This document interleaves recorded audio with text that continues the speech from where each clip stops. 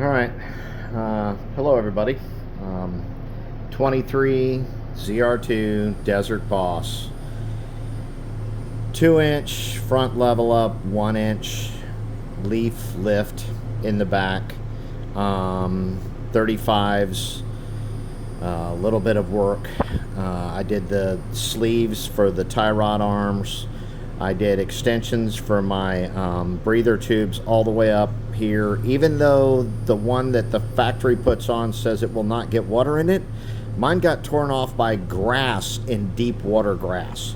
So I run my stuff all the way up into my cowling now for my breathers, all of them. And I've been in some deep water, never had intrusion in the cabin. Very impressed. So I just got back from Moab. I rolled every trail. I did 4,000. Well, let's take a look. Come here. Whew. Yeah, it's filthy. Look at the truck. Holy crap, that red sandy dust shit. All right, let's see what we did. So we did 4,933.2 miles. I got 13 miles to the gallon during that trip. That's climbing. That's going 80 miles an hour. I set my cruise at 78 because with the 35s, it actually comes out to close to 81. Like I was bouncing back and forth on Google between 80 and 81 when I was looking at my Google screen for heading out into Moab. And so it's about 2.7 miles an hour, I figure, to have the 35s instead of the others.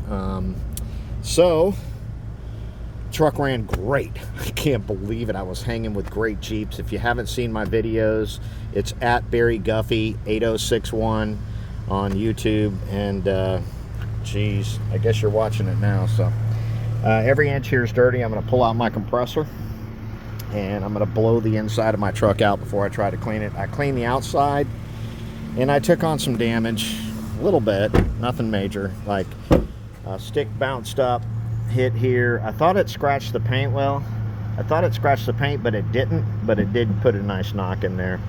Rock rails took a lot. I mean, I was sliding rock rails the whole way. And let me tell you something, folks. Little black spray paint. Holy crap, those rock rails are badass. I was putting the full weight of my truck on them and sliding down. There's a couple grooves sharp enough that I don't know that I want to cut my finger on it, but dropped off a ledge. When I dropped off a ledge, I dropped off onto a rock, so it was the right front wheel and the back here are the only things that were hitting, and this fell 2.5 feet. And it got off hold of my bumper here, as you can see, and dented it pretty decent, you know, from a distance. Yeah, whatever. But here's where the damage came. There's a bracket right there that holds your wheel well in place, and that bracket, when my wheel came forward because of dropping 3 feet, landing on it and being pushed this direction, the rock must have hit on the back side of my wheel and drove my suspension as far forward as it could go, and it hooked it and pulled it into the tire, so it did some damage. That's why I bought a full-size regular spare. I'm gonna swap it out with this tire because the other tires look fine. But I did have to, on the trail, pull this out. There's a piece that comes out like this big, and that is the rest of your flare, and I had to cut that off. And then there was only like a tab and then an upper piece here that had been bent back, and was, every time I articulated, I was getting into it. So I bent it all back and put it back in place, and I don't regret it, and I don't know that I'm ever going to change it because nobody will care, nobody will look, and it damn sure ain't going to touch because I proved it in Moab. This thing's clear now. Knocked these little pegs loose. You can see one here. I've actually pulled it loose before.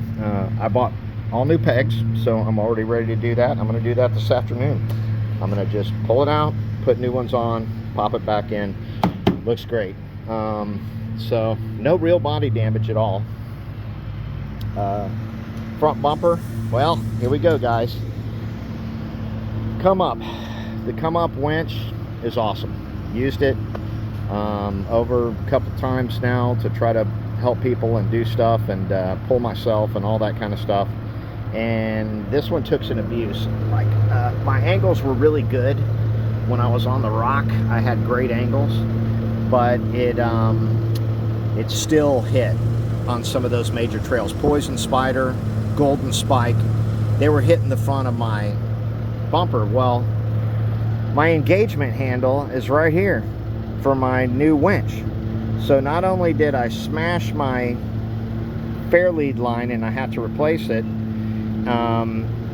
but I've got to replace the whole spool, and I'm going to start hanging it right on the front of the come up instead of hanging it off one of my things on the bottom, because it compromised my rope for sure when I hit that rock.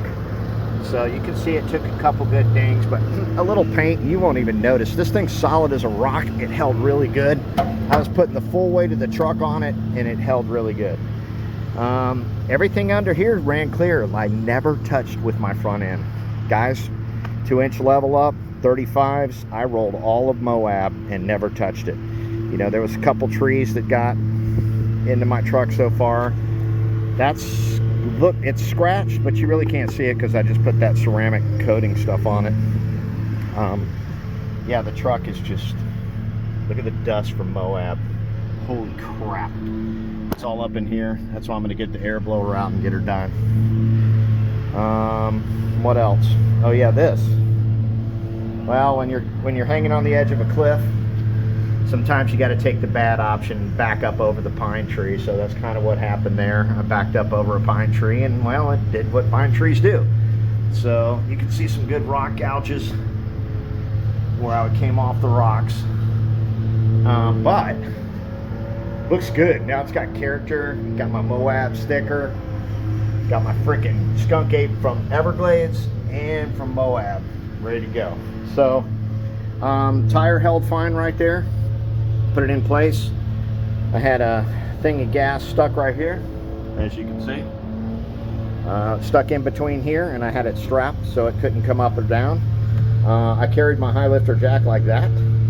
I started out up here, but the vibration was so much it scratched my paint, and I couldn't keep my jack up here, so I threw it in the bed, and then from then on it was no problem. The light's bright as crap. Holy moly, that thing that I got from the factory, this light strip, I just can't believe it. And I like, it was a little high when I bought it, so I turned it downward so it kind of bounces along my roof. So where my front lights are, it actually points all the way down and takes over the whole spectrum above it. Really nice. Underneath damage, not really, brothers and sisters. Looking good. And I mean, I rode Moab, so everywhere that you would think that it would be hit, it is hit. Like right here, you know, it bumped there. The A-arms are so thick and so big, they don't even scratch. They're cast. They held up really good. I'm pretty thankful that I put those sleeves on the steering. Cameras all held up great. You can see I took a good knock right there on my transfer cover, but it doesn't contact. I can put my fingers in there, so I'm gonna leave it as it is. And yeah, I took a good knock right there. I think it saved me on my transfer. The stainless steel shaft, which cost me a fortune from the factory, held up really good. I could hear it spinning on a rock, like, and doing its thing, and that was crazy. So no rear end damage. The only thing I did was ride these rock rails all day long. Look at that. Wow. And these rock rails earn their freaking money. So super impressed. 5,000 mile trip. No flaws. I had an entire Christmas tree when I did Poison Spider. Oh, look at this. Hang on. Let's do some tech. Alright, so let's do some tech. So we're going to go here. And we're going to go to off-road. Alright, so now this will actually show us what we did. Let's go to terrain. You can see that at one point I had a 32-degree pitch, and I had a 27-degree roll at the same time. That's holy shit. That's kind of like it took a pry bar to unpucker my butt. You can see this was really valuable. So I go to deflate my tires every day, deflate all the way down. I went down to 12 pounds. I've got the bead locks, but Chevy hasn't come through with my bead rings. Even though they're $1,000, they can't get them to me. So there you go. So I went 12 pounds. Everything ran great. Did the whole trip on 12 pounds. And you can see as you drop down, you'll be able to look at your tires and tell exactly where you are. And you can put a sounder on it so that it actually makes a honk for you. Overlanding, you can see what I did feet-wise here. My highest was 1,118 feet. My lowest was 1,482 in the Canyonlands below sea level. Love all this. You know, I mean, it gives you everything. I used all my screens. I used this screen a lot. Hang on. Yeah, I got you on the automatic shutdown. So this screen worked great. Like it even shows a lot of the off-road trails on your Google if you do it. But you got to have Onyx to really make it happen. So I use this screen a lot. I could see my angles and how I turn. I used this screen a lot when I was there, where you go to, oops, camera, and I go to wheels. Hang on. Wheels.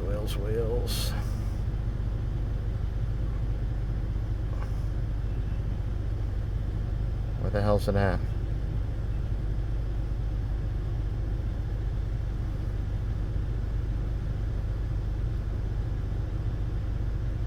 Why can't I find this shit?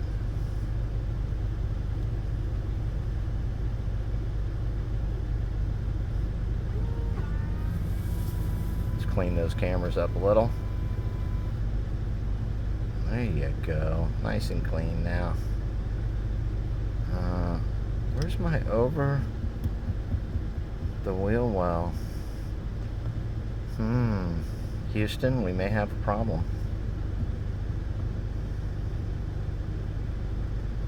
We do.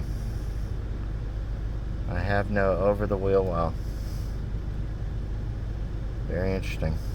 Okay, I got to check my cameras on the wheel well. But I had the whole Christmas tree lit up when I was going over Poison Spider and on to Golden Crack and doing all those. It was every light because the ABS, the brakes, everything noticed I was doing some radical stuff. So it all went off. So when I came off the trail, they slowly started disappearing, but then I did a factory reset. All I did was jump out, pop that negative cable off, popped it back on, everything was fine. So sometimes factory reset's easy, and these days with XM and Sirius XM and Pandora, that's basically, you know, what I listen to. Who cares? I mean, it just pops right back on. The memory's up there anyways. It's not in your truck. So there you go. Time to clean her up. I cleaned up the outside. I can't see any scratches, man. I did all that without any scratches. So y'all have a great day. The Z ran great. Don't even know what to say. Badass ride. Nice work by Chevy.